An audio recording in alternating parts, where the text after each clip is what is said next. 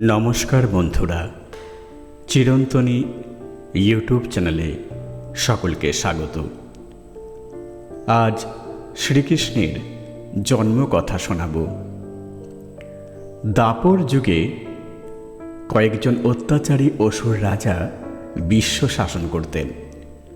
তাদের অত্যাচারে প্রজারা এতটাই অতিষ্ঠ হয়ে ওঠে যে তাদের রক্ষা করতে স্বর্গের দেবদেবীরা ক্ষীর সমুদ্র তীরে গিয়ে ভগবানের কৃপা প্রার্থনা করতে থাকেন। তাদের প্রার্থনায় সন্তুষ্ট হয়ে শুধুমাত্র ব্রহ্মার অবগতির জন্য দৈববাণী শোনা যায়।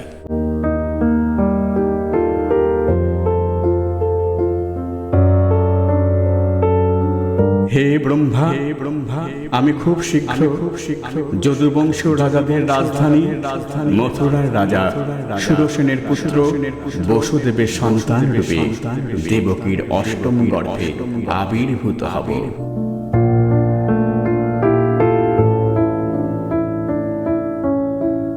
উগ্রসেন নামে মথুরায় এক ধার্মিক রাজা ছিলেন, কিন্তু তার পুত্র কংস ছিলেন অত্যন্ত অত্যাচারী। তিনি এতটাই উদ্ধত ও অত্যাচারী ছিলেন যে নিজ পিতা উগ্রসেনকেও তিনি সিংহাসনচ্যুত করে কারাগারে বন্দী করে রাখেন এবং নিজে সিংহাসনে আরোহণ করেন। কংস কঠোর তপস্যা করে বর লাভ করেন যে দেবকীর অষ্টম গর্ভের সন্তান ছাড়া কেউ তাকে হত্যা করতে পারবে না। ফলে তার অত্যাচারের মাত্রা আরও বৃদ্ধি পায়।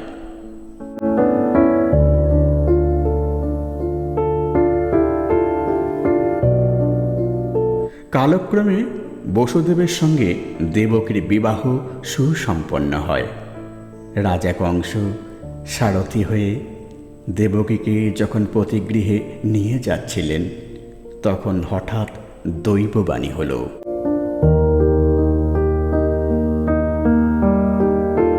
ওরে নির্বোধ, যাকে তুমি রথে করে নিয়ে যাচ্ছ তার গর্ভের অষ্টম সন্তান তোমার প্রাণ হরণ করবে।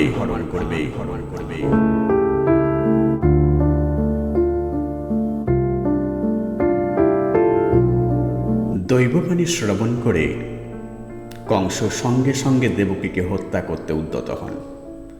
বেগতিক দেখে বসুদেব কংসকে আশ্বস্ত করেন যে দেবকীর প্রতিটি সন্তান ভূমিষ্ঠ হবার পরই তিনি কংসের হাতে তুলে দেবেন। এ কথা শুনে কংস শান্ত হলেও আরও নিশ্চিন্ত হওয়ার জন্য দেবকী ও বসুদেবকে কারাগারে নিক্ষেপ করলেন।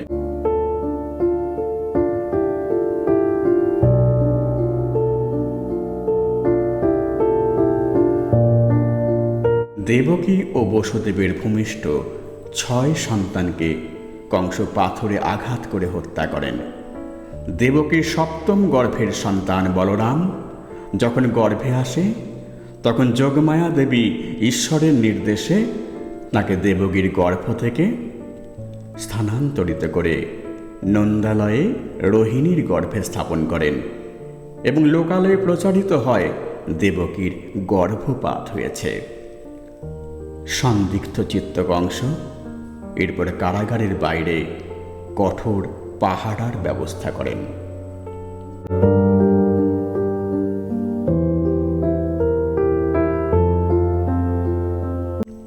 অতঃপর ভাদ্রপদ মাসের অষ্টমী তিথিতে দুর্যোগপূর্ণ এক রাত্রিতে জন্মগ্রহণ করেন ভগবান শ্রীকৃষ্ণ।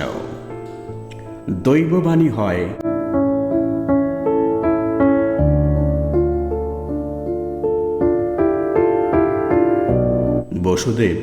বসুদেব, তুমি এখনই গোকুলে গিয়ে নন্দের স্ত্রী যশোদার পাশে তোমার পুত্রকে রেখে এসো এবং এই মুহূর্তে তার যে কন্যা শিশুটি জন্মগ্রহণ করেছে তাকে এনে দেবকীর কোলে শুয়ে দাও।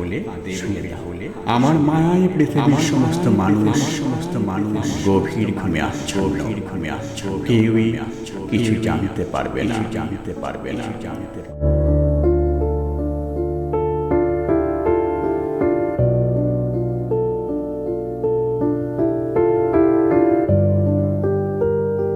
কৃষ্ণপক্ষের ঘন অন্ধকারময় রাত্রি। সদ্যজাত কৃষ্ণকে নিয়ে বসুদেব চলেছেন বৃন্দাবনের পথে। বসুদেব পথে বেরোনোর সঙ্গে সঙ্গে ভগবান শেষনাগ তার সহস্র ফণা বিস্তার করে বসুদেবের সর্বাঙ্গ আবরণ করে ছত্র ধারণ করে রইলেন। দেবী পার্বতী শৃগাল রূপ ধারণ করে বসুদেবকে পথ দেখিয়ে চললেন। যমুনা দেবী নদীতে জানু পর্যন্ত জল ধরে বসুদেবের গোকুল যাওয়ার পথ করে রাখলেন। ক্রমে বসুদেব যমুনা নদী পার হয়ে তীরে উঠলেন। পিছনে যমুনা দেবী মৃদু মৃদু কলনাদে যেন বলছেন, যাও বসুদেব, কৃষ্ণ ভক্ত কখনো পথভ্রষ্ট হয় না। তোমাকে পথ খুঁজতে হবে না, পথই তোমাকে খুঁজে নেবে। কৃষ্ণ যার কোলে তার আবার পথের ভাবনা কি?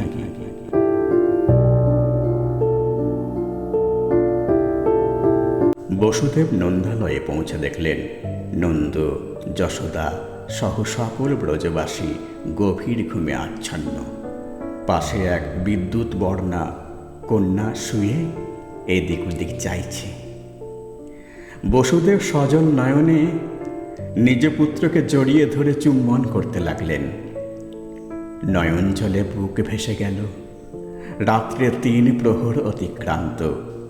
কন্যাটিও শীঘ্র মথুরা যাবার ইঙ্গিত করছে। বসুদেব আর কাল বিলম্ব না করে পুত্রটিকে যশোদার পাশে শুইয়ে দিয়ে কন্যাটিকে কোলে নিয়ে দ্রুত মথুরার কারাগারে ফিরে এলেন।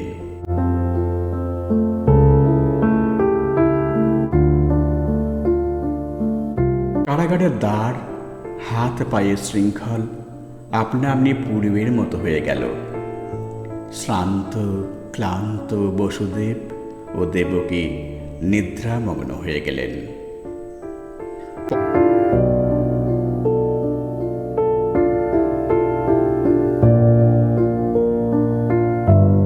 পরদিন সকালে রাজা কংস খবর পেলেন দেবকীর 8ম গর্ভের সন্তান ভূমিষ্ঠ হয়েছে। সঙ্গে সঙ্গে কারাগারে চলে এসে দেবকীর কোল থেকে কন্যাটিকে ছিনিয়ে নিয়ে একইভাবে পাথরের ওপর আছাড় করতেই মেয়েটি শূন্যে উঠে গিয়ে যোগমায়ার মূর্তি ধারণ করে। মহাশূন্যে মিলিয়ে যাওয়ার পূর্বে কংসের উদ্দেশ্যে বলে, তোমাকে বধিবে যে গোকুলে বাড়িছে সে।